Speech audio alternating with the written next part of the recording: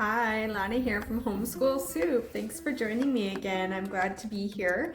So I'm talking about my 14-year-old basics, as I call them. So I'll introduce myself. My name is Lana. I have 4 sons. I have graduated 2 homeschoolers, and now we have 2 left at home that are 11 and 14 years old. So my oldest 2, we are Canadian, and in British Columbia in high school, our students in online school, for high school they do online school. So they have teachers online that help them with their core subjects and do all the work, etc. And going that route rather than just a registered homeschooler is one of my biggest regrets. I feel that I dropped the ball for my kids, that I wasn't there I wasn't presently engaged during their high school, grade 10, 11, and 12. They did have their teachers, but we noticed some pretty big gaps.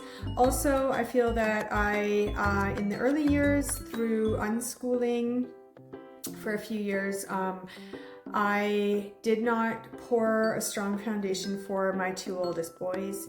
And there were some, in particular, math gaps. There's other ways that my boys are so amazing and that they thrived. My one son he's an academic. He's just naturally such a great writer. He writes poems. He almost got one published. He's in university. He's interested in politics, and he's also, his second major is French, and he's just such an amazing guy. And then my second born is mechanically inclined like nobody's business. He can fix anything, he can figure anything out. He was able to pursue his passions. I mean, the things that he's done, I can't wait to share with you over the years of what he has done. He's quite a talented young man.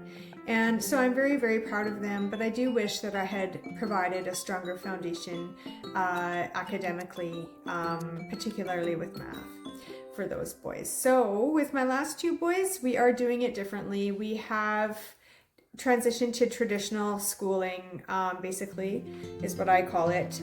For the last 3 years, we've been working really hard academically. So with this channel, I would like to share with you what we do, how we do it, the systems I use, because I do have my own businesses and I'm pretty busy. So systems are a huge part of our success, and I can't wait to share with you what we do day to day and how we do it. So I have what I call basics. Our basics are independent work that the boys do in the morning that cover reading, writing, and arithmetic in case our days get super busy. And they also just they're like the meat and potatoes of our homeschool curriculum. They just fill all the gaps, and I think that it's essential to do our basics. And it is expected every weekday that they do it. If we are too busy during the week, my children are doing homework in the evenings, and we will do school on the weekend if our weeks are too busy because we have so many extracurriculars and such, and things are always arising, right? Lots of appointments, etc. So we prioritize school, and that is what is most important in our house. We are a homeschooling family, and we have goals and we work hard toward those goals. So I'm going to turn the camera around and I'll show you what my 14-year-old does for his basics, and look forward to sharing. Alright, so first, my 14-year-old is doing rod and staff math. So it's pretty independent mostly. I check his work to make sure we don't need to go over a lesson.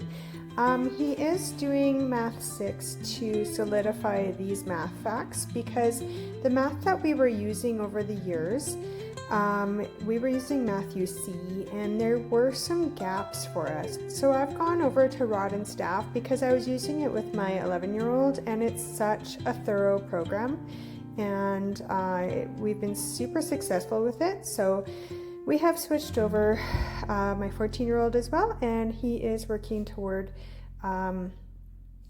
mastering all of these facts for level 6. So there's lots of fractions, decimals, and percents in level 6. Guess I could show you a little bit here. So adding fractions. So there's the thing about rod and staff is that there's a lot of practice, and then there's review every day. So it's a mastery based, but it is review what you've learned previously.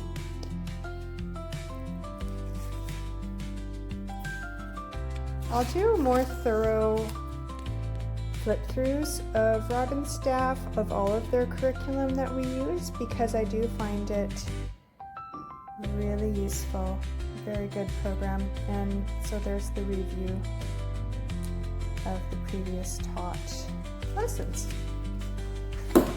And then language arts, again, we're going through very methodically level 6, even though he's going into grade 9 this fall.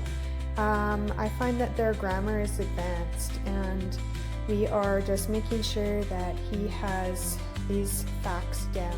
So that is level 6, rod and staff, English. Again, they've got their written exercises that he can mostly do on his own. I mark his work every day, and then he goes back and corrects it. And he also has review exercises that we use for independent work and homework in the evenings.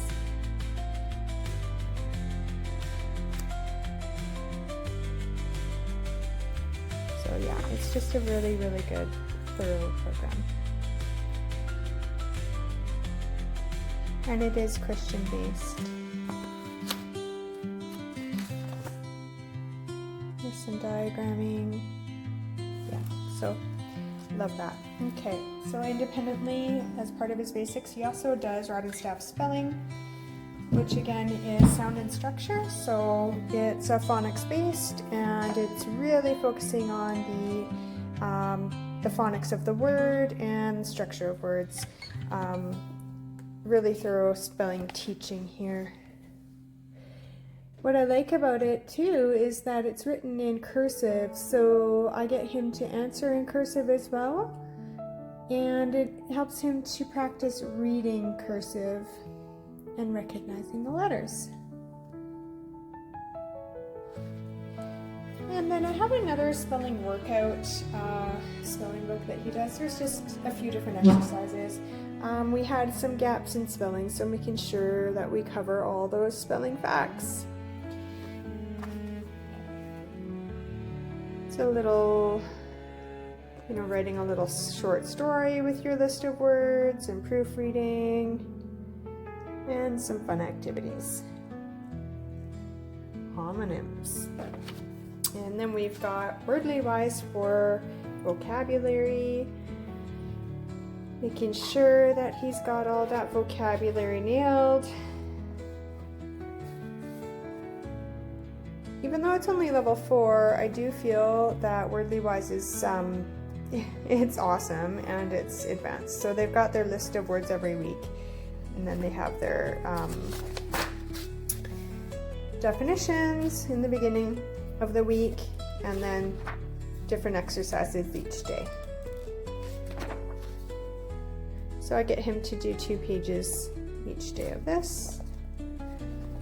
And then practicing his handwriting, his cursive.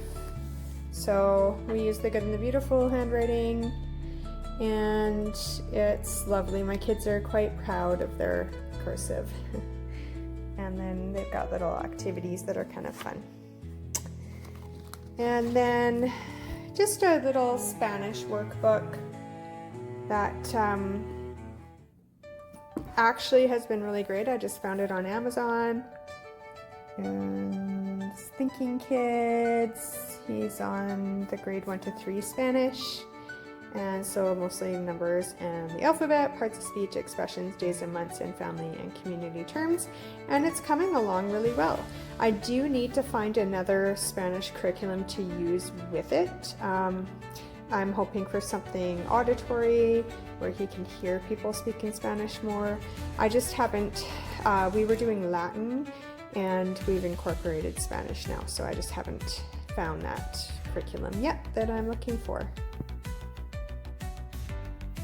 So that is what my 14-year-old is doing for his basics each morning with his independent work. And then we do our group subjects together after lunch, excuse me. He does also a literature-based, it's called Build Your Library. He does that independently for the most part, except for some of the literature we do together. And I make sure to check all of his work in the afternoons, and then he goes back and corrects his work for all his subjects. But thanks for joining me at Homeschool Soup. I'm super excited to start this channel. I've been wanting to start it for years.